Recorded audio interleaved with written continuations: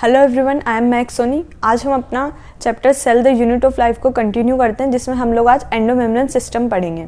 तो endomembrane system में जो मेम्ब्रेनस ऑर्गेनेल्स होते हैं उनके फंक्शंस और उनके स्ट्रक्चर्स तो अलग अलग होते हैं, लेकिन ये सब साथ में मिलकर के काम करते हैं, इसलिए हम लोग इसको एक साथ एंडोमेम्ब्रेन सिस्टम में पढ़ते हैं। इस सिस्टम में हम लोग endoplasmic reticulum, Golgi complex, lysosome और वैक्यूल को पढ़ेंगे, क्योंकि इनके काम एक दूसरे से जुड़े हुए होते हैं, इंटरकनेक्टेड होते हैं। वहीं जब माइटोकॉन्ड्रिया, पेरोक्सिसोम और क्लोरोप्लास्ट की बात करते हैं तो इनके काम जो चार स्ट्रक्चर्स हैं उनसे मिलते जुलते नहीं होते, उनके साथ मिलकर ये काम नहीं करते हैं, इसलिए इसको हम लोग अलग से पढ़ते हैं। तो स्टार्ट करते हैं एंडोप्लाज्मिक रेटिकुलम से। एंडोप्लाज्मिक रेटिकुलम न्यूक्लियस के पास में प्रेजेंट एक टाइनी ट्यूबुलर रेटिकुलर स्ट्रक्चर होता है, जिसमें दो पार्ट्स होते हैं, रफ एंडोप्लाज्मिक रेटिकुलम और स्मूथ एंडोप्लाज्मिक रेटिकुलम।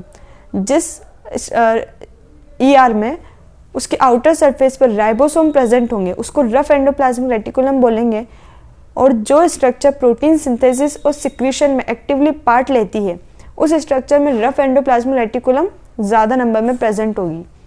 और ये जो रफ एंडोप्लाज्मिक रेटिकुलम होती है वो ये ज़्यादा फैली हुई होती है न्यूक्लियस की जो आउटर मेम्ब्रेन है वहाँ तक।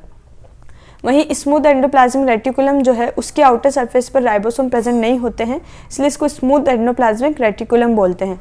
और ये मेन साइट होती है लिपिड सिंथेसिस के लिए और लिपिड लाइक जो स्टेरॉयडल हार्मोन्स होते हैं उनके लिए।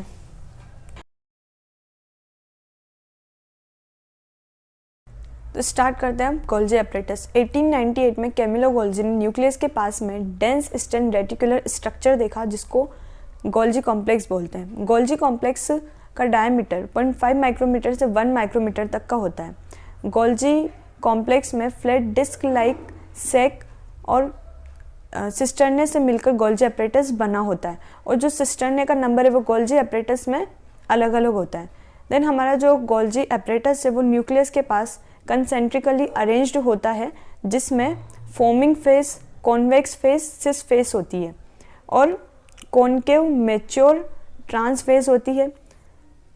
देन हमारा जो गोल्जी कॉम्प्लेक्स उसका सबसे इम्पोर्टेंट काम होता है मटेरियल की पैकेजिंग करना और उसको उसके इंटरसेलुलर टारगेट्स या फिर सेल के बाहर सिक्रीट करना। तो जब जो हमारा सब्सटेंस है उसकी पैकेजिंग हो जाती है तो पैक्ड मटेरियल एंडोप्लाज्मिक रेटिकुलम से वेसिकल्स की फॉर्म में सिस सरफेस से जुड़ता है और उसके बाद वो ट्रांस सरफेस की तरफ मूव करता है। तो इससे हमको पता लगता है कि हमारा जो एंडोप्लाज्मिक रेटिकुलम है और जो गोल्जी एपरेटस है वो साथ में मिलकर के काम करते हैं। देन हमारी एक इम्पॉर्टेंट लाइन, जो सिस फेस होती है और ट्रांस फेस होती है ये पूरी तरह से अलग अलग होती है लेकिन इंटरकनेक्टेड होती हैं। और एंडोप्लाज्मिक रेटिकुलम में जो राइबोसोम से प्रोटीन का सिंथेसिस हुआ वो ट्रांस सरफेस से निकलने से पहले गोल्जी एपरेटस की सिस्टर्नी में मॉडिफाई हो जाते हैं। देन हमारा जो गोल्जी एपरेटस है वो ग्लाइकोप्रोटीन सिंथेसिस और ग्लाइकोलिपिड सिंथेसिस का मेन साइट है।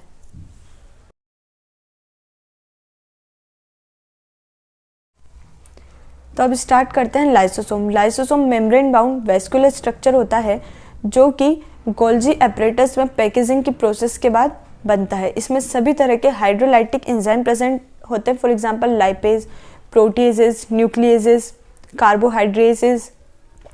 और लाइसोसोम एसिडिक पीएच में सबसे ज़्यादा एक्टिव होते हैं, और इसमें जो डाइजेस्टिव एंजाइम है इसकी वजह से ये कार्बोहाइड्रेट, प्रोटीन और लाइपेज का डाइजेशन करने की इसमें एबिलिटी होती है।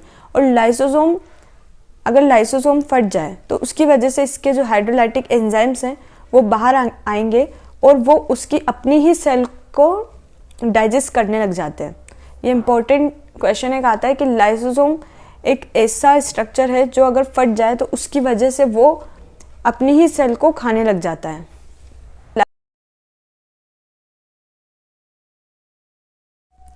तो अब देखते हैं वैक्यूल। तो साइटोप्लाज्म में जो मेम्ब्रेन बाउंड स्पेस होता है उसको वैक्यूल बोला जाता है। वैक्यूल एक सिंगल मेम्ब्रेन बाउंड स्पेस है और इसकी जो सिंगल मेम्ब्रेन है इसको टोनोप्लास्ट बोलते हैं। देन हमारा जो वैक्यूल है वो प्लांट्स में 90% एरिया कवर करता है, और प्लांट्स में जितने भी जो एक्सक्रीटरी मटेरियल्स हैं, जो एक्स्ट्रा सामान है वाटर है, वो सब इसमें कलेक्टेड होता है। देन प्लांट्स में ये जो टोनोप्लास्ट है वो बहुत सारे आयंस और मटेरियल्स को फैसिलिटी प्रोवाइड करता है कि वो अपनी कंसंट्रेशन ग्रेडियंट के अगेंस्ट जाकर के टोनोप्लास्ट से पास आउट हो सकते हैं। उसकी वजह से इन आयंस और मटेरियल्स का जो कंसंट्रेशन है वो साइटोप्लाज्म के कंपैरिजन में वैक्यूल में ज़्यादा होता है।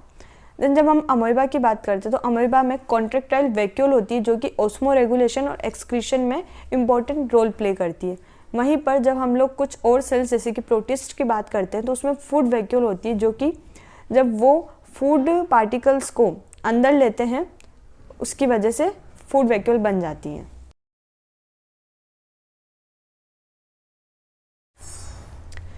अगर आपको ये वीडियो अच्छा लगा हो, इससे आपको कोई वैल्यू मिली हो तो please like, subscribe and share. Thanks for watching.